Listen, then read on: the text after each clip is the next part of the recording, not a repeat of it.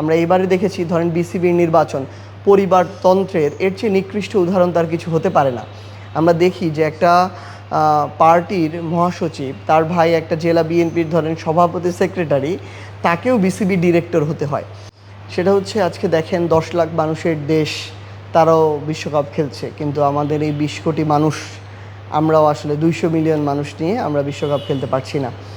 তো এটা আসলে আমাদের জন্য দুর্ভাগ্যের। 2000 সালে বাংলাদেশের ফুটবলের র্যাঙ্কিং যদি ধরেন ছিল 120, যেই দলটার র্যাঙ্কিং 180 ছিল, ওই দলটাও এবার বিশ্বকাপে খেলছে। তার মানে আমরা যেখানে ছিলাম ওইখানে আছি, আর পিছিয়ে যাচ্ছি। আমি মনে করি অ্যাজ এ হোল আমাদের সিস্টেমটা যে করাপ্টেড, এবং সব জায়গায় আমাদের যে নষ্ট রাজনীতি আছে, এটা একটা প্রমাণ আসলে। ইভেন আগে যতটুকু কোয়ালিটি ছিল, দিনে দিনে এটা খারাপ হচ্ছে। কারণ প্রত্যেকটা জায়গায় আমরা রাজনীতি খুঁজি, রাজনীতি করতে চাই, লুটপাট করতে চাই, দুর্নীতি করতে চাই, এবং খেলাও এর বাইরে না। আমরা এবারে দেখেছি, ধরেন বিসিবির নির্বাচন পরিবারতন্ত্রের এর চেয়ে নিকৃষ্ট উদাহরণ তার কিছু হতে পারে না। আমরা দেখি যে একটা পার্টির মহাসচিব, তার ভাই একটা জেলা বিএনপির ধরেন সভাপতি, সেক্রেটারি, তাকেও বিসিবি ডিরেক্টর হতে হয়। তাহলে আর কি লাগবে আসলে, কি দিয়ে মন ভরানো যাবে? এবং ফুটবলে আপনি দেখবেন বাফুফে, এটা আরেকটা মানে রাজনীতিবিদদের সন্তানদের, বউদের, ছেলে মেয়েদের রাজনীতি শেখার, প্র্যাকটিস করার একটা জায়গাকে বানিয়ে ফেলেছে বাফুফে, বিসিবি, এগুলো।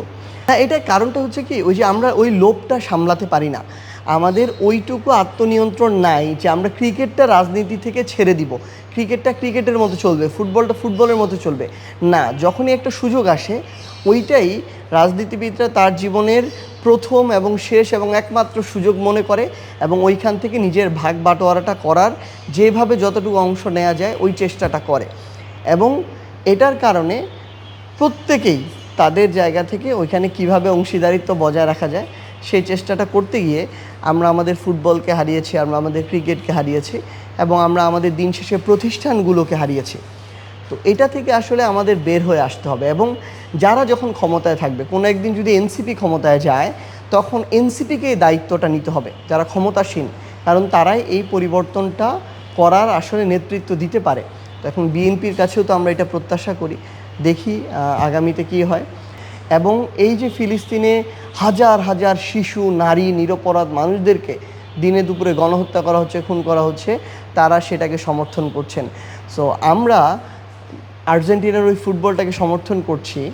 এখন আর্জেন্টিনার যারা রাষ্ট্র পরিচালনা করে, দায়িত্বে আছে, সরকার প্রধান, তাদের যদি ওই ন্যূনতম বিবেকবোধটুকু না থাকে, তাহলে হয়তো দিনে দিনে আমাদের এই সমর্থনটা কমে যাবে, এবং আমরা আসলে ওই ন্যূনতম বিবেকবোধের জায়গা থেকে আগামীতে হয়তো তখন এই সমর্থনটা আর করতে পারবো না।